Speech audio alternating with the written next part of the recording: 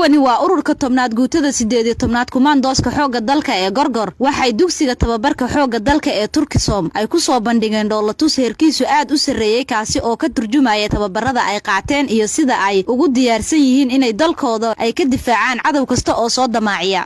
dhoolatuska ay sameeyeen ayaa waxa u riyaaqay saraakiisha xooga dalka iyo kuwa Turkida ah ee goobjooga halka ka ahaa. ururka tobnaad ee kumaandooska xooga dalka Gorgor ayaa tababar noocyo kala duwan leh ku qaadanaya dugsiga Turkisom ee magaalada Muqdisho iyadoo markii ay dhameystaan kadib dalka Turkiga ku soo qaadan doona tababar dheeraad ah. ciidanka kumaandooska xooga dalka Gorgor ayaa qayb weyn ka qaadanaya hawlgallada ay ku ciribtirayaan maleeshiyaadka argagixisada Al-Shabaab kuwaasi oo ay dalka ka wadaan guud ahaan ciidanka xooga dalka Soomaaliyeed. Fadhi Cabdullaahi Cabdi codka ciidamada qalabka sida magaalada Muqdisho.